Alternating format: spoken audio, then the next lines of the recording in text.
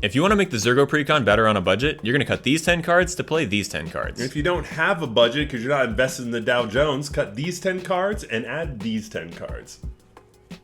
That's it. If you want to join us on Discord, the link is right below. And if you don't want to hear us talk at all, you can just click the Moxfield link and get all this information there. But if you do want to hear us talk, stick around. We got some good stuff to say. Let's get into it. Zurgo Stormrender is the Khan of the Mardu Horde. This dude says, make a bunch of tokens, draw a bunch of cards. Yeah, pretty much. No, he wants his tokens to die. It is, yeah. Our first cut is going to be Mindblade Render. There just isn't enough warriors to make this work. Next, we're cutting Wayfarer's Bauble. This, for some reason, is a staple outside of green colors, but I genuinely think this card doesn't belong in almost any deck. You hate this card. It's not good. If you don't see it on turn 1, this card is actively bad. Shadow Summoning, Lingering Souls, Beetleback Chief, and Hero of Bladehold. I know these make tokens, but Zurgo wants tokens to die. These are not efficient ways to make tokens. These just are not worth it in the deck. Our ads are much better. Our 7th and 8th cuts are Aaron, Benalia's Ruin, and Eliminate the Competition. These are both really inefficient ways to try to take advantage of all the tokens that we're generating, but we got much better options. Our 9th cut is Commander's Insignia. I mean, at ceiling, this is what, a +2/+2 we can hope for, but it's a 4 mana, 1/1 anthem. Our last cut, and probably actually is least, is Solemn Simulacrum. Oh, come on. He's just a sad robot. It's super sad. He makes me sad. Why is he here? Yeah, cut him. Our first two ads are Worms Crossing Patrol and Genasi Enforcers. Myriad is an amazing way to take advantage of Zurgo's abilities. These are cheap. These will draw you a crap ton of cards. This is such a smart way to build Zurgo.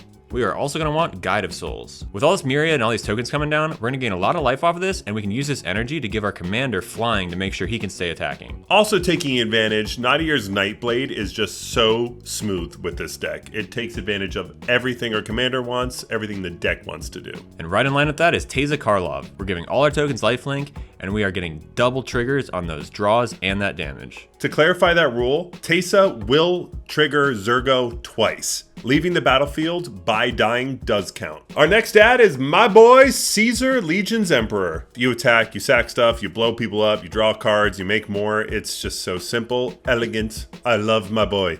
Our 7th ad is Mardu Siegebreaker. This card has crazy synergy with our commander. When it attacks, which it will on turn 4 with haste, it'll create 3 token copies of Zurgo, 2 of which will die immediately to the legend rule, but all 3 of them will see that happen, causing you to draw 6 total cards. Instantly, and that's not even including the one that's still attacking that could potentially die. On top of all of this, when Mardu Siegebreaker leaves the battlefield, you get your Zurgo back, so it's also kind of faux board protection. Our 8th and 9th cards are Plum the Forbidden and Mahadi Emporium Master. These are freaking beautiful in a deck that makes a ton of creatures, and Plum the Forbidden being instant speed means you can deal all that damage with your tokens and then sack them all to Plum the Forbidden to draw 2 cards, one from Zurgo, one from Plum the Forbidden per token creature. And Mahadi could then reward us at the end step with some treasure. And finally, our last budget ad is Dollmaker's Shop Porcelain Gallery.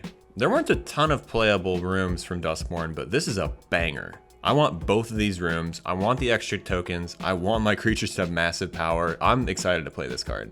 I think most people struggle with just having finishers in their deck. This plays as an engine and a finisher. It's so good. And before we get to the good stuff, we gotta help you adjust this land base. The Precon comes with Canyon Slough, Castle Ardenvale, 2 temples, and Terramorphic Expanse. Zurgo's only 3 mana. He's hard 3 colors. We need lands that are either coming in fast or pulling double duty since he's drawing so many cards as MDFCs. Those MDFCs being Kybera Takedown, Legion Leadership, Fell the Profane, and Glasswing Grace. We've said in previous videos, MDFCs are so good in decks that draw a lot of cards. You can only play 1 land per turn, so your other lands might as well pull double duty as utility spells. And you know I couldn't let this go without pointing out that Ash Barrens should definitely be in this deck. The Ash Baron has spoken. All hail the Ash Baron. There's like 100 people that are gonna get that joke. It's a joke from the live stream. Look, you're here for the high-powered cards, so let's get into it. Yeah, we can go.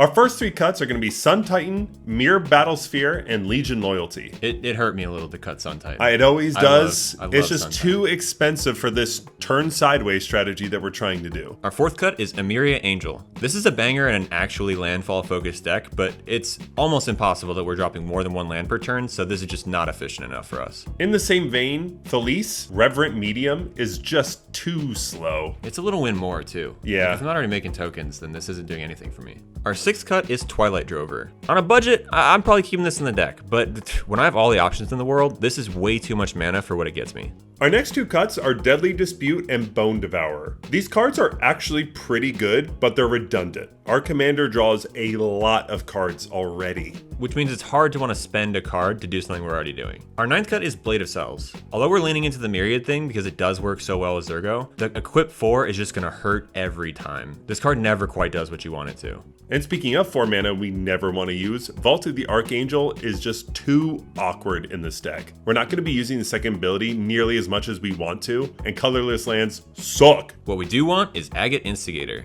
This is an awesome new take on Impact Tremors, on a creature body that comes with a token. It's just everything we want. Our second ad, Descent into Avernus, is pure beautiful chaos. I love this card. It's just so, play this card. It's so freaking fun, and I promise you the results will be more than you expect. Third is a personal favorite, Erois, God of Victory. I feel like everyone always misses the fact that this gives your creatures menace. It's so strong. All the combat control is in your corner. Our next 2 ads are Warren Soul Trader and Goblin Bombardment. It is really important to proc our commander for these attacking tokens to die. These are amazing sack outlets to make sure that happens. Our sixth banger is Charismatic Conqueror. Anyone who plays high power recognizes this guy immediately. He's stacking down your opponents, he's cranking out tokens. This is exactly what we want. Our 7th and 8th ads are Voice of Victory and Avenger of the Fallen. 2 new fun twists on token generation that are so strong. Yeah, Voice of Victory is a Grand Abolisher effect. Avenger of the Fallen, just so many. I don't think people really understand how many tokens you're going to be making.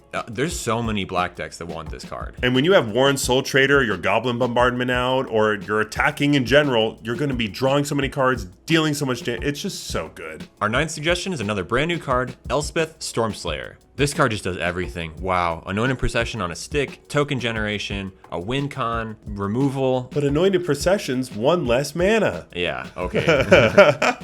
Our 10th and final card, Galadriel's Dismissal, is a very sneaky finisher. Yeah, I always use this card as like a Teferi's Protection. I feel like a lot of people read this as a T-Pro, but you phase out all creatures target opponent controls, then you're just swinging in for the win. Yep. So good.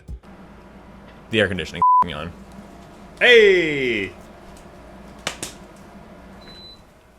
Good catch. I tune everything out. It's so easy. Our brains are designed to do it. Extreme ADHD.